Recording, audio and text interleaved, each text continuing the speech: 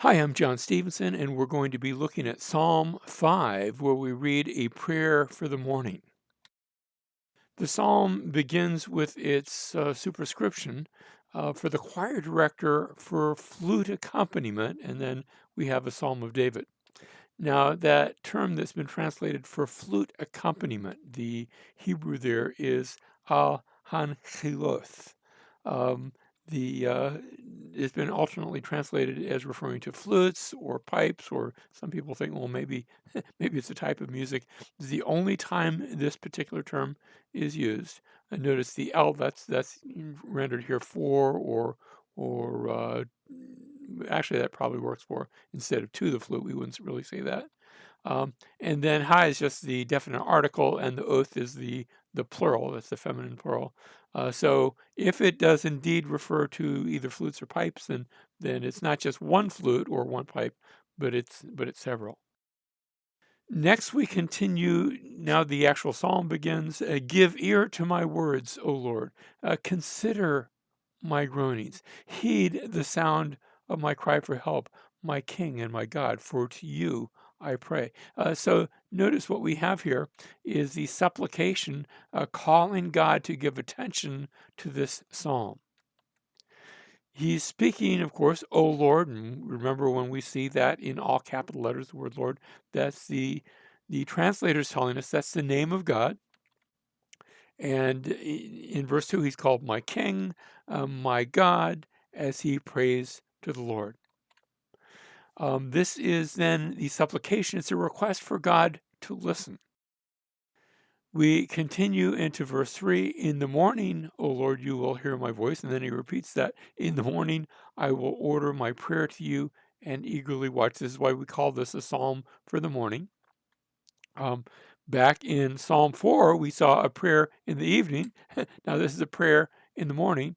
And there's an expectancy that the psalmist has for an answer. He doesn't say, will you hear? He actually says, you will hear my voice. I'm going to order my prayer to you, and I will eagerly watch. I'm going to watch and wait for the answer to come. Verse 4, for you are not a God who takes pleasure in wickedness. No evil dwells with you. The boastful shall not stand before your eyes. You hate all who do iniquity. You destroy those who speak falsehood. The Lord abhors the man of bloodshed and deceit. Notice all these descriptors of the evil one. And of course, you get a sense that the evil one is both against God, but also against God's people. And so, what we have here is a picture of the character of God, that he hates evil, he hates the one doing evil. You say, well, I thought God loves all people. Yes, he will actually take some of those who does evil and he changes their heart. He overcomes them. Can I say it that way? He conquers their evil, and he has done that for those of us who believe.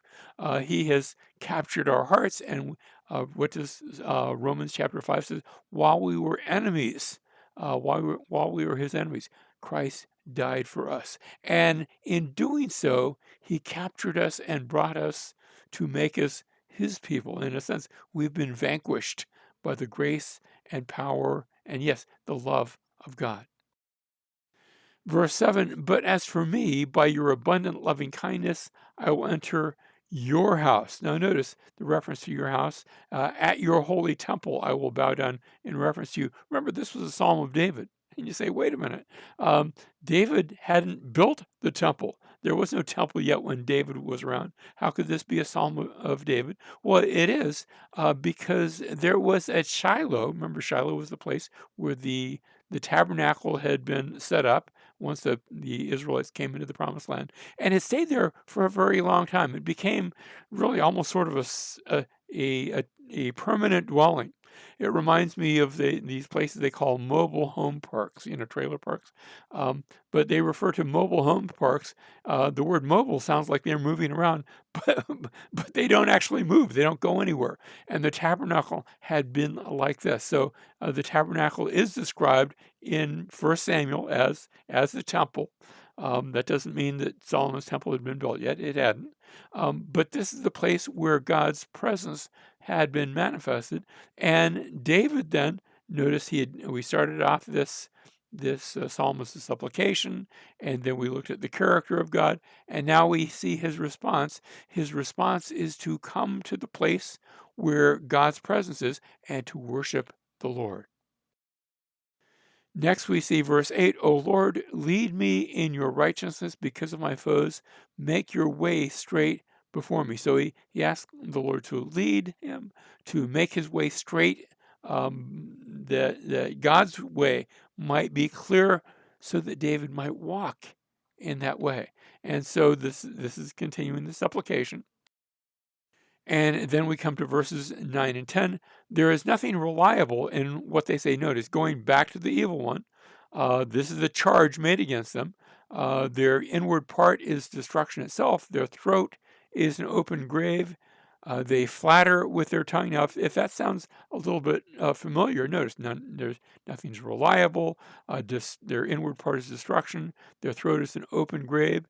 They flatter with the tongue. Hold them guilty, O Lord, O God. By their own devices, let them fall. In the multitude of their transgressions, thrust them out, for they are rebellious against you. And as I started to say, if this sounds familiar, it's because it's quoted when we get to the New Testament. It was in Romans chapter 3 that we heard those words where Paul, speaking to the Romans and describing the sinful state of mankind, says that it is written, there's none righteous, not even one. There's none who understands. There's none who seeks for God. All have turned aside. Together they've become useless. There's none who does good. There's not even one. By the way, he's quoting other places, but here in verse 13, their throat is an open grave. That's actually what we just read here in Psalm 5. With their tongues, they keep deceiving. The poison of asps is under their lips. Continues, whose mouth is full of cursing and bitterness. Their feet are swift to shed blood. Destruction and misery are in their paths, and the path of peace have they not known. There's no fear of God before their eyes. And so Paul borrows from here in Psalm 5, but also some other places as well, to give this indictment of mankind. We continue, by contrast, notice we saw the charge, but now these words of assurance, but let all who take refuge in you be glad. Really, that's where Paul takes us in Romans 3.